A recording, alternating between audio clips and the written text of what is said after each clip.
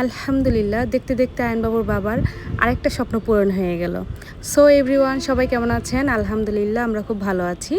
আপনাদের সাথে ছোট একটি ভ্লগ ভিডিও নিয়ে হাজির হয়েছি। আশা করছি ভিডিওটি আপনাদের সবার ভালো লাগবে। সো আমরা সবাই চলে গিয়েছিলাম যমুনা ফিউচার পার্ক আয়নবাবুর বাবার জন্য একটা ঘড়ি কিনতে। দেখতেই পাচ্ছেন, এই ঘড়িটা আয়নবাবুর বাবার অনেক দিনের একটা স্বপ্ন ছিল। যেহেতু সে বাইক চালায়, সে চাচ্ছিল যেন হাতে একটা স্মার্ট ওয়াচ থাকে, তাহলে হচ্ছে তার ফোন রিসিভ করতে সুবিধা হয়। যেহেতু ফোন বারবার বের করতে সমস্যা হয়, দ্যাটস ওয়াই সে এই ঘড়িটা কিনেছে, যেন কারো কল আসলে সে সহজেই ধরতে পারে।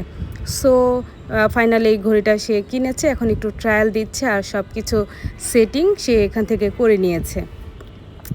মাশাল্লাহ, ঘড়িটা খুবই সুন্দর আর আয়নবাবুর বাবার হাতে খুব মানিয়েছে। আর আমার হাজব্যান্ড বিশেষ করে সে ব্ল্যাক কালার খুব পছন্দ করে। দেখতেই পাচ্ছেন ঘড়িটা খুবই সুন্দর হয়েছে। আর হচ্ছে সকল প্রসেসিংগুলো ওর বাবা কমপ্লিট করে নিচ্ছিল। আর এদিকে হচ্ছে আমার টুকটুকি বুড়ি দুষ্টুমি করছিল, বাবাকে ঘড়ি পরা দেখে সেও ঘড়ি বারবার খুলছিল আবার পড়ছিল, খুবই দুষ্টুমি করতেছিল। আমি বলছিলাম আম্মু পরিয়ে দিই, সে দিবে না আমার কাছে। এই যে খুলতেছো কেন?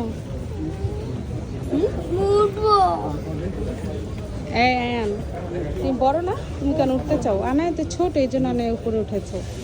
তুমি তো বড়।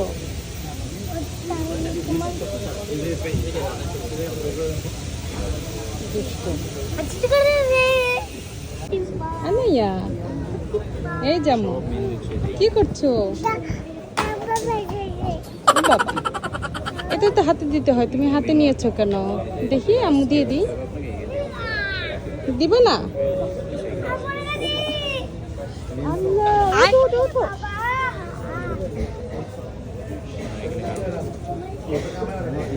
বাবা, তুমি পড়েছো?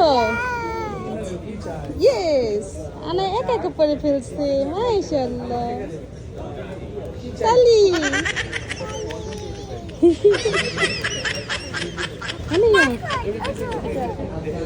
না, উঠবে না। ভাইয়া বড় না?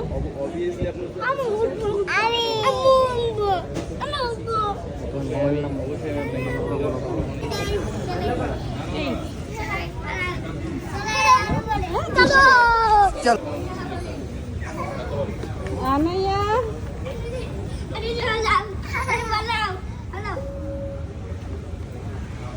এই যে কোথায় যাচ্ছে?